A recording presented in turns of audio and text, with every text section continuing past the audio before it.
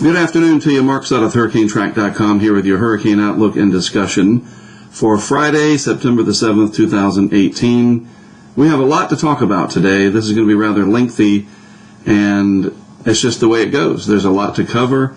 The tropics are very active. We have systems in the Atlantic Basin, in the Eastern and Central Pacific, and of course, I think the big headline right now weighing on most everyone's minds would be Florence, but we also have, of course, 92L, which is just this close to becoming a tropical depression, and we're going to really need to watch that in terms of interests in the Lesser Antilles. And of course, we have newly designated potential tropical cyclone number 8, which is going to bring potentially tropical storm and hurricane conditions, maybe for portions of the Cabo Verde Islands. We used to know that as the Cape Verde Islands off the west coast of Africa.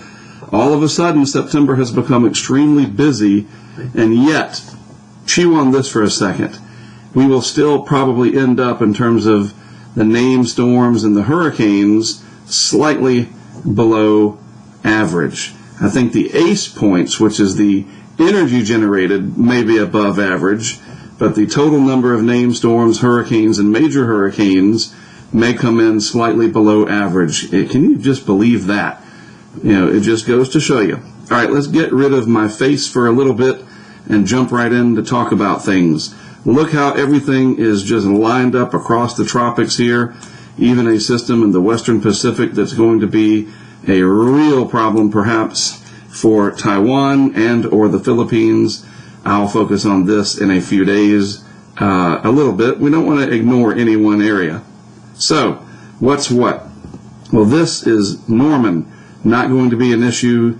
This is Olivia, might be an issue for Hawaii in several ways. This is a newly designated area, if you can believe that, 92E. This is 94L, don't worry about it, just a ripple in the whole scheme of things, probably not going to amount to anything. This is Florence, the potential to be a historic, one of those where it's before and after Florence. And how many times do I say that? 92L, we got to watch this, of course, for the islands and beyond. And then this system, which will probably turn on out to sea rather sharply. I think it's going to miss the connection of all of this ridging, but you never know. That's what we thought about Florence. Here's the map from the National Hurricane Center. Just gaze your eyes upon that for a moment. Look how busy that is. There were people early in the season making very bold statements that not much would happen in this area. Granted, Florence got strongest up here out of the main development region, but the main development region, which received a lot of negative publicity, if you will, about how hostile, how cruel, how unfavorable it was, is still giving birth to these systems, whether or not they become hurricanes in the MDR. Nobody lives there. They live over here and over here, right?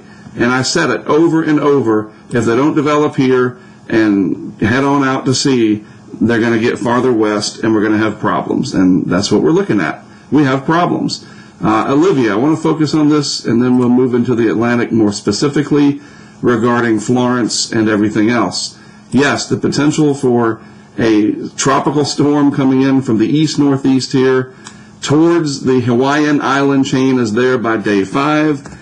I would worry about this more for the very heavy rain, that onshore flow on the windward side of these islands, that could pile up a lot of rain. We will focus on this as it gets closer. Right now, it's just a potential. They are in the cone of uncertainty, and it's the 5-day position showing the center point for a tropical storm. Yep, it's there.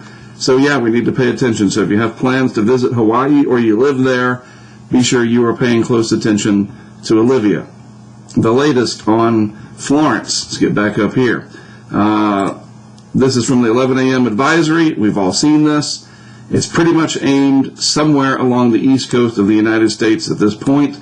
I mean, technically it is. It is aimed at us, and we need to pay very close attention.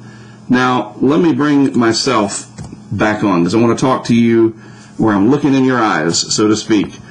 I'm not here today to give you answers in terms of exactly where Florence is going to go and where it's going to, and how strong it'll be when it gets there. I want to put my 20 plus years of experience dealing with hurricanes when they make landfall to use for you today, and to give you some advice on what to expect and maybe remind you of some things that you might have forgotten. And I want to do so as briefly as I can. As Florence gets closer, the hype, the stress, the anxiety factor will ratchet up, and you're going to get swept up into that if you live in the area where it is possibly threatening. Do some things now. You should have done these things already, but how many of us really do? Go ahead and fill up a couple of 5-gallon gas cans this weekend, tomorrow, this evening. Get that done. Store them somewhere safely so that the fumes that inevitably come out don't overwhelm you. Be smart about it, but go ahead and get that gas now. You still have time, only a little bit, to check your generator if you've already had one. Maybe you bought one and you never took it out of the box. Do it this weekend. We'll learn about that generator now. If you're going to go buy one, don't buy it and put it aside and then bring it out when the wind is blowing. Look at it now. If you've owned one, you do own one, and it needs service, well, you better hope you can get it serviced in the next few days. Most small engine repair places are not going to be open on Sunday. Right? So get it done, seriously. And go ahead and get some extra water, things like that, and just start thinking, what can I secure around my home, my business? What am I going to do with my boat? What was my hurricane plan again? This is the list of things that you need to do now. And it doesn't matter, waiting and seeing what happens. Well, I'm going to wait and see if we have more definitive answers. I want to wait and see what so-and-so says. I trust that meteorologist. Or, well, I like what you say, Mark, but I want to get a better feel. Well, every time you wait, and every minute that you wait is a minute longer and a minute less that you have to prepare. And the stress level just keeps ratcheting up. I promise you it does. And for those of you that have been through this, you know. So with that cone aimed at a giant population area called the Southeast United States, you need to be paying attention to this very closely and gradually putting your hurricane plan into motion. Don't wait so that you become stressed and freaking out when the hurricane watch goes up and you're the one sitting in line at the gas station for 2 hours to fill up those gas cans. Trust me, these are the things that you can do now. Get them done. All right, looking at the satellite picture real quick. Olivia, yep, got that truck tire appearance. We will watch this very closely, I promise. Not going to ignore Hawaii, but the dire, more urgent threat obviously brewing in the Atlantic. 92E, I don't see much coming of this. No threat to land area, so that's great news there.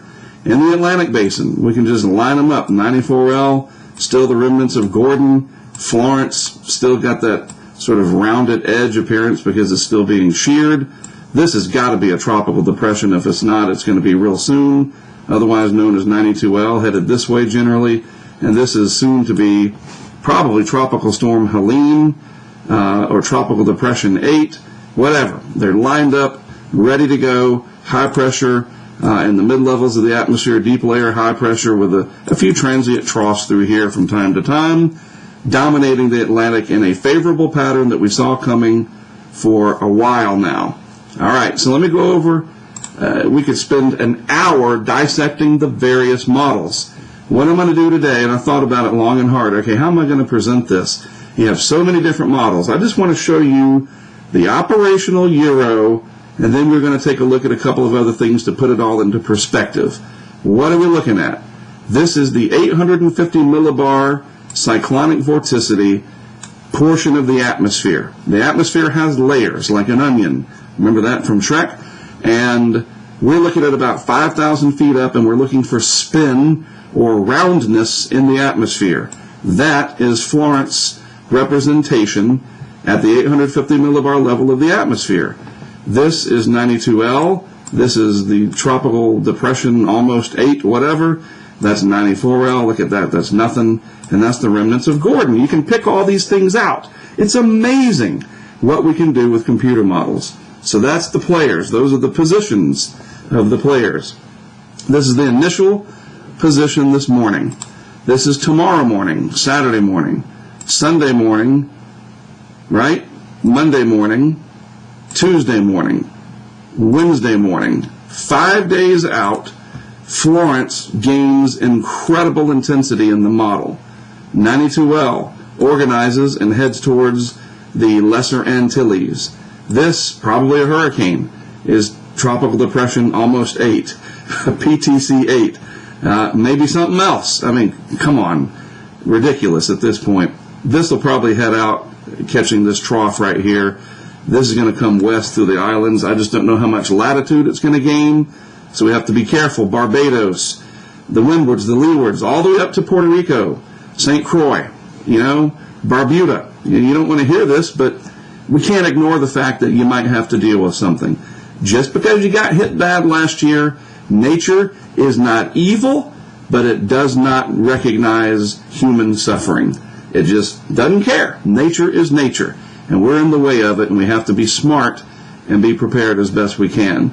That's through day 5. Day 6, obviously, folks in the Palmetto State and the Tar Heel State, that's South Carolina, North Carolina, really would like to not see this. But the strong ridging that we have over northwest parts of the Atlantic up here, southeast Canada, this thing's just going to get blocked, it looks like, and exactly where it makes landfall, don't worry about that right now. So many people are going to focus on, well, where is it going to make landfall? Do you think it's going to come here? What is it? Ask yourself that. Do you mean the core? We don't know about the core, the dot on the map, the eye or the eye wall. This is going to be a giant weather event bringing surge 100 miles north of where the center makes landfall, if not more so than that. All that rain we had this summer in the southeast, you remember that? Sure you do. You're probably selling mushrooms because of it now. Try to throw a little humor into this because, my goodness, this is dire. All that rainfall, the soil is still saturated, trees are going to fall. Don't worry about, I'm going to wait and see where it goes. I want you to say to yourself, self, what is it? It is the center. That's what you're talking about. I'm talking about that giant ball of energy that we see here on the map. And that is the hurricane in the model. Not that little blue dot, that's the center. Don't focus on the dot. Focus on the giant ball of energy coming at you. And that covers a good deal of real estate. All right? It's hard to hammer to people what to look for. I know you want a backyard forecast. That's probably never going to happen. I got to get a drink of water. There we go. Continuing on.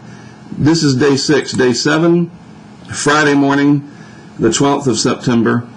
Inland, according to the operational run of the European model, the ECMWF, initialized this morning. 92L goes through the islands. Whatever is out. We don't have to worry. So these are our two concerns here. I don't know what this will be named. It just depends on, is it going to be Helene or Isaac? And then here's Florence. Then, just moving on along, that's day 7. This is day 8.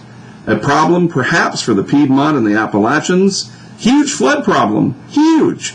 And this is what I'm talking about. Hurricanes affect more than just the coast, folks. Finally, at day 9, day 10, and you're like, oh man, why are you showing day 10 maps? They're never accurate. I'm showing you the pattern. And the pattern is bringing tropical cyclones to where people live. My goodness. Maybe we will have an above average season by just a little bit. Certainly, I think the ACE points, I know people are like, whatever, dude. It's about the impact. Well, we're going to have impact, and we're going to have ACE points, and we might end up with a above average season. We'll see. This, ensembles, what are those? I'm going to spend a moment explaining to the best of my ability. I'm going to just preface this. I am a physical geographer. I'm a scientist on the physical geography side of things. I am not a degreed meteorologist. And I know some people refer to me as a meteorologist, but technically I am not. That being said, I did do a lot of study in atmospheric science, meteorology, statistics, and of course, physical geography. Everything on top of the ground. Sorry, I bumped the mic. That's the mic right there. So I know a lot, but I don't know everything. I don't understand the mathematical equations by which these things are derived, okay? So I want to just make it clear as I explain these things. I'm going to try to explain it as best I can for the layman out there, because I'm still a layman, all right? I am not technically a degreed meteorologist. So as a geographer, my interest is more on how these impact where we live. But you still have to know the meteorology, and I've taken it upon myself over the years to understand the best that I can. So what are we looking at? Ensembles are a group of models based off of different variables put in to get different outcomes. So here with the Euro, this is a deterministic model, the operational, and it shows Florence, and the other features. And you can also say, okay, European, or okay, GFS. Now that we've seen the operational, or the deterministic run, let's play what if.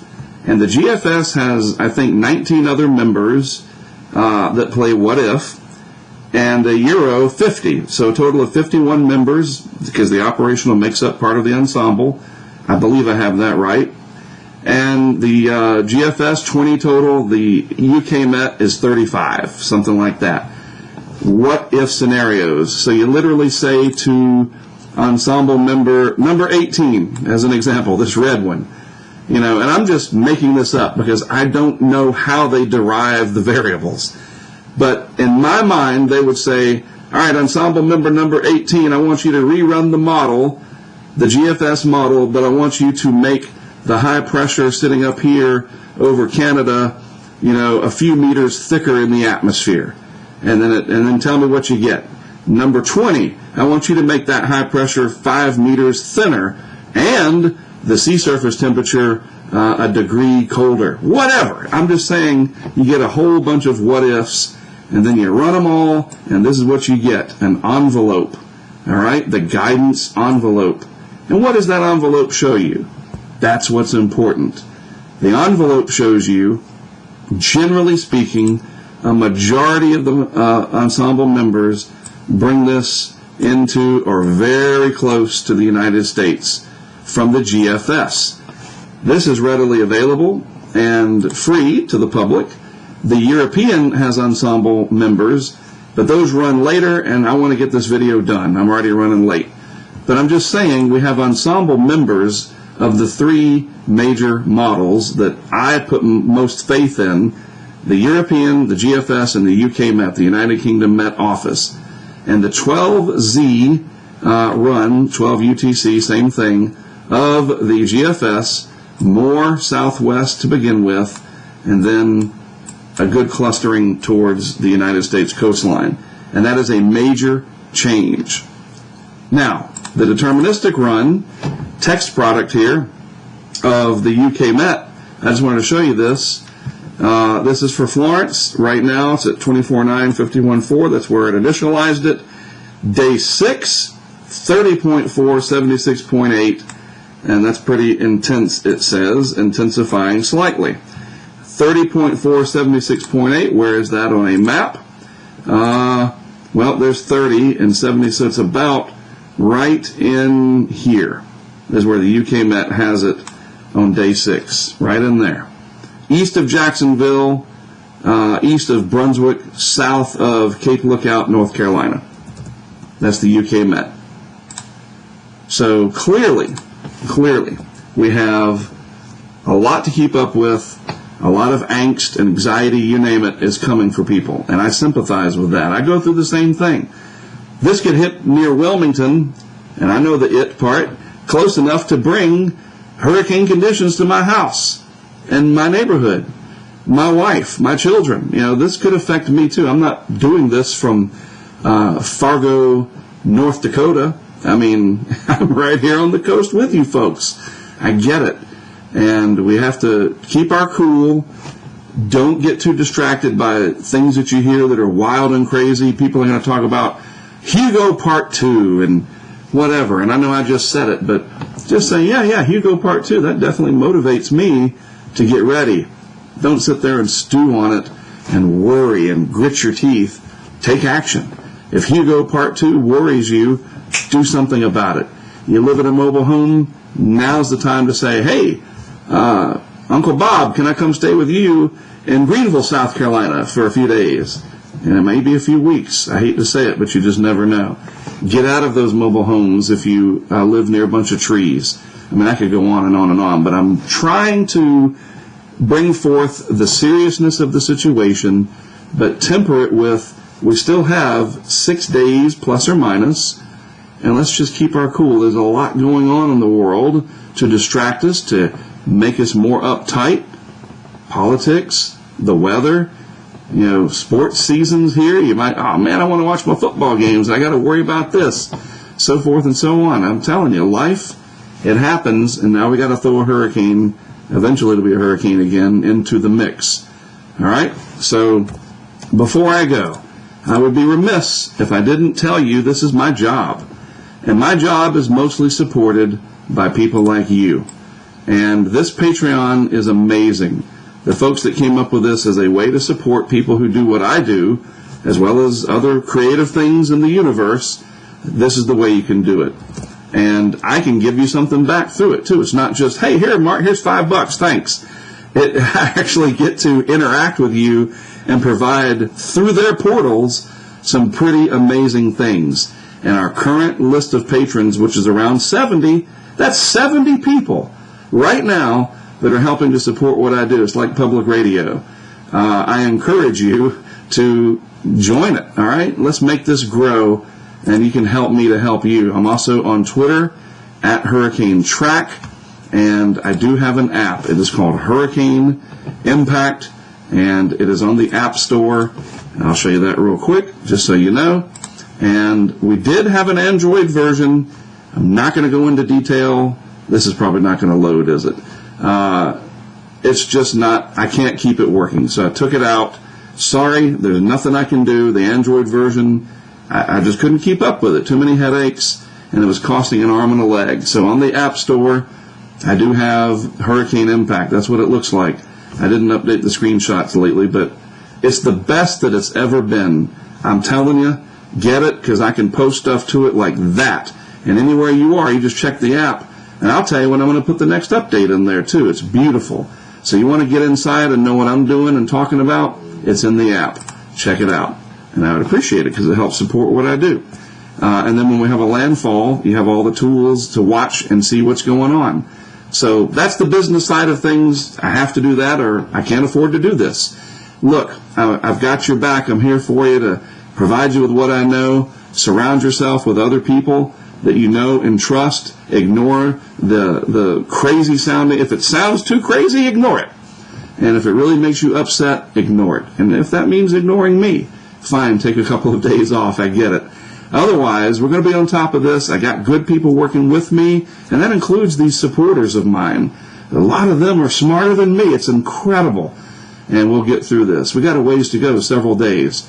All right, I'm done. Mark Sudduth, HurricaneTrack.com. Thanks as always for tuning in. Thank you for your support. I'll have much more, obviously, over the next several days.